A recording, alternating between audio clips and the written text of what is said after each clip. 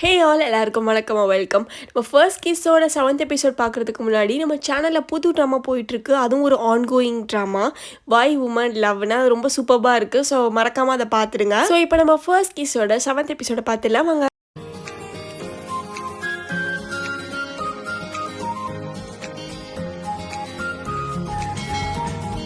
So starting சீனில் ஷிஷியோட அப்பா வந்து லின்னோட ஃபேமிலி கிட்ட சொல்கிறாரு, நாங்கள் வந்து வேறு வீடு பார்த்துறோம், இனிமேல் உங்களுக்கு தொல்லை கொடுக்க நாங்கள் விரும்பலை, நீங்கள் எங்களை நல்லாவே பார்த்துக்கிட்டீங்க, அதுவும் ஷிஷியை ரொம்ப நல்லாவே பார்த்துட்டீங்க, அதுக்கெல்லாம் ரொம்ப ரொம்ப நன்றி, பட் ப்ளீஸ் நாங்கள் வேறு வீடு பார்த்துக்குறோம், இது வரைக்கும் நீங்கள் தங்க வச்சதுக்கே ரொம்ப நன்றி அப்படிங்கிற மாதிரி சொல்கிறாரு. இதை கேட்டோன்னா நம்ம லின்னோட அம்மானால தாங்கவே முடியல. எப்படி நீங்கள் அப்படி சொல்கிறீங்க, ப்ளீஸ் போகாதீங்க, அதுவும் ஷிஷி இல்லாமல் என்னால் இருக்கவே முடியாது, எனக்கு வந்து அவளை ரொம்ப பிடிக்கும் அப்படிங்கிற மாதிரி அழுதுட்டு இருக்காங்க. ஷிஷி தான் எங்கள் வீட்டுக்கு மருமகளாக வரணும் அப்படின்னு சொல்கிறாங்க. அதுக்கு ஷீஷோட அப்பா சொல்கிறாரு, நம்ம என்னதான் முடிவெடுத்தாலும் அது நம்ம ஷீஷிக்கும் லின்னுக்கும் உள்ளது, 2 பேருக்குமே வந்துட்டு ஒத்து போகணும்ல அப்படிங்கிற மாதிரி சொல்கிறாரு. அண்ட் இதுக்கு மேலே இதே வீட்டில் இருக்கிறது சரி வராது அப்படிங்கிற மாதிரி சொல்லிட்டு லக்கேஜஸ்லாம் எடுத்து வைக்கிறாங்க. ஷீஷியும் ரொம்ப சேடாகவே ட்ரெஸ் எல்லாம் பேக் பண்ணிட்டு இருக்கா. பட் நம்ம லின்கிட்ட இருந்து எந்த ஒரு ரெஸ்பான்ஸுமே வரல. ஷீஷியும் ஷீஷியோட அப்பாவும் எல்லா திங்ஸும் பேக் பண்ணிட்டு வண்டியில் எடுத்து வச்சுட்டு கிளம்பிடுறாங்க. நம்ம ஷீஷினால முடியல, அழுக ஆரம்பிச்சிடுறா. ஐயோ மிஸ் பண்ண போகிறோமே அப்படிங்கிற மாதிரி பயங்கரமாக அழுதுட்டு இருக்கா. அவங்க அப்பாவுக்கும் கஷ்டமாக தான் இருக்குது. பட் வேறு வழி இல்லைன்னு 2 பேருமே புது வீட்டுக்கு போயிடுறாங்க. அப்போ ஷீஷியோட அப்பா சொல்கிறாரு, இந்த அப்பார்ட்மெண்ட் வந்து நம்ம டெம்பரவரி தாம்மா, ஏன்னா நம்ம ஒரிஜினலாக பார்த்துருக்க வீட்டில் வந்து இன்னும் அவங்க கிளம்பலை, இன்னும் 2 நாளாக கிளம்பிடுவாங்க அப்படிங்கிற மாதிரி சொல்கிறாரு. ஷீஷியும் சரிப்பா அப்படிங்கிறா. நெக்ஸ்ட் காலேஜில் காட்டுறாங்க, வந்து ஷீஷி ஃப்ரெண்ட்ஸ் கிட்ட சொல்லிட்டு இருக்கா, இனிமேல் வந்து நான் லின்னெல்லாம் லவ் பண்ண மாட்டேன், முடிஞ்சிடுச்சு, எங்கள் அப்பா எனக்கு நல்லாவே புரிய வச்சுட்டாரு, இதுக்கு மேலே நான் அவன் பின்னாடி போயிட்டே இருக்க மாட்டேன், அவ்வளோதான், நான் ஒரு நல்ல பாய் ஃப்ரெண்டை பார்த்துட்டு நான் இங்கே காலேஜ் லைஃப்பை நல்லா என்ஜாய் பண்ண போகிறேன் அப்படிங்கிற மாதிரி ஃப்ரெண்ட்ஸ் கிட்ட சொல்லிட்டு இருக்கா. அப்போ ஜிம் ஷீஷிக்காக ஸ்பெஷலாக ஒரு கேக் செஞ்சு கொடுக்குறேன், ஹாப்பி பர்த்டே ஷிஷின்ட்டு. ஷிஷிக்கு ஒன்றும் புரியலேருந்து ஹாப்பி பர்த்டேவா அப்படின்ட்டு.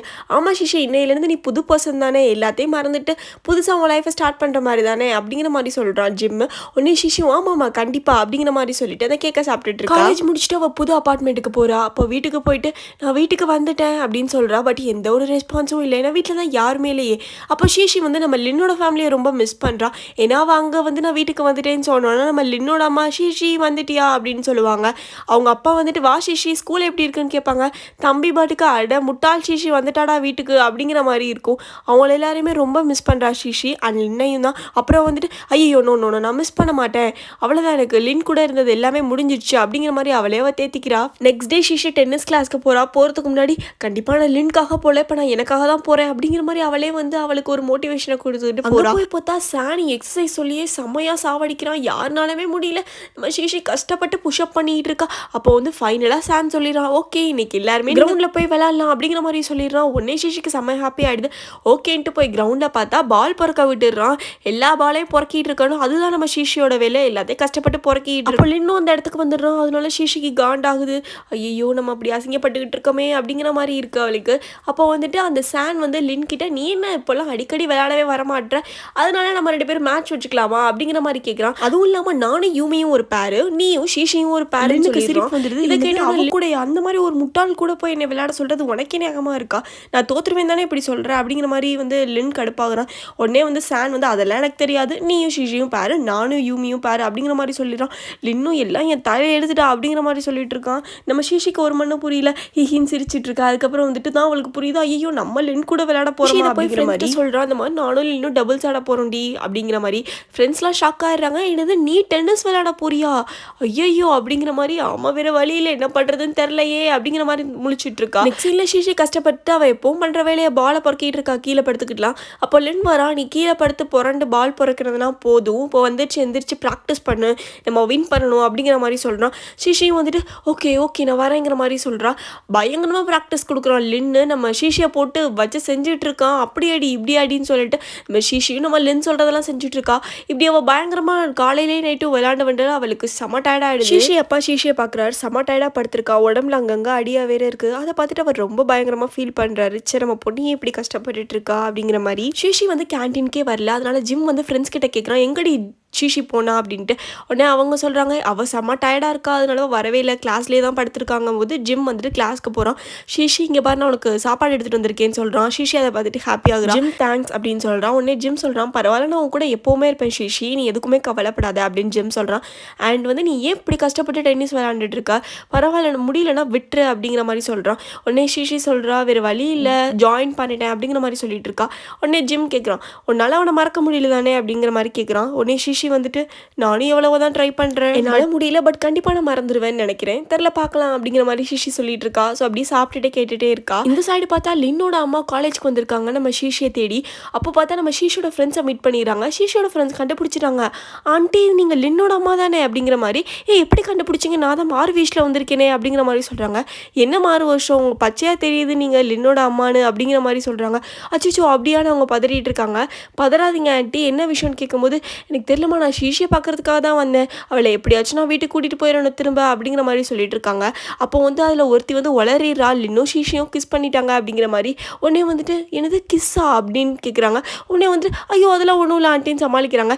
உண்மையை சொல்லுப்பா கிஸ் பண்ணாங்களா அப்படின்னு கேட்குறாங்க. கிஸ் பண்ணிக்கிட்டாங்கன்னு சொல்கிறாங்க. உடனே லின்னோட அம்மாவுக்கு செம ஹாப்பியாக இருக்குது. இது போதும் நான் திரும்ப ஷீஷியை வீட்டுக்கு கூட்டிகிட்டு வந்துடுவேன்ட்டு செம ஹாப்பியாக ஆகிடுறாங்க. இந்த சைடு வந்து லின்னு ஷீஷிக்கு பயங்கரமாக ப்ராக்டிஸ் கொடுத்துட்ருக்கோம். கிரவுண்டு மட்டும் இல்லை ரோட்டில் எங்கெல்லாம் இருக்கோ அங்கெல்லாம் போயிட்டு ஷீஷிக்கு ப்ராக்டிஸ் கொடுத்துட்ருக்கோம். ஷீஷியும் ஓரளவுக்கு அடிச்சுட்டு தான் இருக்கா. நெக்ஸ்ட் ஷீஷி காலேஜ் கிளம்பும் போது நம்ம ஷீஷியோட அப்பா சொல்கிறாரு இங்கே பாருமா இன்னைக்கு இந்த வீட்டுக்கு வந்துடாத, நம்ம புது வீட்டுக்கு வந்துடு ஓகேவா அப்படிங்கிற மாதிரி சொல்கிறாரு. ஷீஷியும் சரிப்பா அப்படின்னு சொல்லிட்டு காலேஜ் போயிடுறா. காலேஜ் போனால் ஜிம் வந்துட்டு ஷீஷியை என்கரேஜ் பண்ணுற விதமாக வந்து அவளுக்கு பிடிச்ச டிஷ்ஷை கொண்டு வந்திருக்கான். அதை ஷீஷி பார்த்துட்டு செம ஹாப்பியாகிறா. அதை வந்து ப்ராக்டிஸ் ரூமில் உட்காந்து சாப்பிட்டுட்டு இருக்கா. அப்போ அந்த யூமி வரா பார்த்துட்டு நீ என்ன நல்லா சாப்பிட்டுட்டு இருக்க, உன்னால ஜிம் எவ்வளோ கஷ்டப்படுறான் தெரியுமா, உனக்கு ப்ராக்டிஸ் கொடுக்குறங்கிற பேரில் அவனோட டைம் ஸ்பாயில் ஆகுது, எப்படி இன்னைக்கு நீ தோக்க தான் போகிற, பாவம் லின் என்ன ஆக போகிறானோ அப்படிங்கிற மாதிரி சொல்லிட்டு இருக்கா. நம்ம ஷீஷிக்கு செம காண்டாகுது, கடுப்பாகவும் இருக்குது. நெக்ஸ்ட் கிரவுண்டுக்கு வந்துடுறாங்க. நம்ம ஷீஷியும் லின்னும் ஒரு பேர், அந்த யூமியும் சானும் ஒரு பேர் மேட்சையும் ஸ்டார்ட் பண்ணிடுறாங்க. நம்ம ஃபோக்கஸ் ஃபுல்லாக ஷீஷி மேலே தான், அவளை எப்படியாச்சும் தோக்கடிச்சிடணும் அந்த சானும் யூமியும் பிளானை போட்டுறாங்க. பாலை தூக்கி போடுறாங்க. பட் நம்ம ஷீஷி வந்துட்டு விடாமல் அடித்து பறக்க விட்டுட்டு இருக்கா எல்லா பாலையும். அவங்க 2 பேரும் ஷாக் ஆகிடுறாங்க. என்னது ஷீஷியா இப்படி அடிக்கிறா அப்படிங்கிற மாதிரி. நம்ம லின் சிரிச்சுட்டு இருக்கான் வாங்கடா வாங்க அப்படிங்கிற மாதிரி. நான் லின் கொடுத்த ப்ராக்டிஸ் அப்படி. நம்ம ஷீஷினாலே நம்ம முடியல, நம்ம தான் இவ்வளோ பால் அடிச்சோமா அப்படின்ட்டு டக்குன்னு பார்த்தா கீழே விழுந்துடுறா. ஐயோ கால் வலிக்குதே, கால் சுலுக்கிக்கிச்சே அப்படிங்கிற மாதிரி.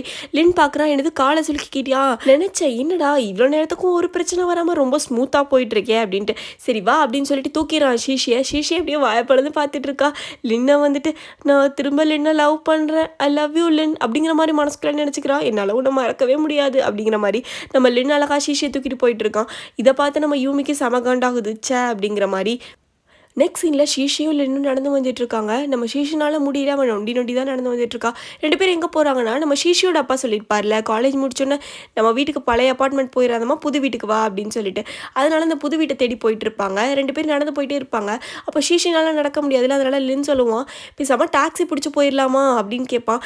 ஒன்று ஷீஷி சொல்லுவா இல்லை வேணாம் அதெல்லாம் காசு செலவாகும். உடனே லின்னும் வேறு வழி என்ன தலையெழுத்து அப்படிங்கிற மாதிரி நடந்து வந்துட்டு இருப்பான். நம்ம ஷீஷி அப்படியே எனக்கு தெரியாதா டாக்ஸி பிடிக்க, பட் இப்படி என் கூட நீ நடந்து வருவியா, வா வா நடந்து வா 2 பேரும் ஒன்றா போகலாம் அப்படிங்கிற மாதிரி நினச்சிட்டு நடந்து வந்துட்டு இருப்பா.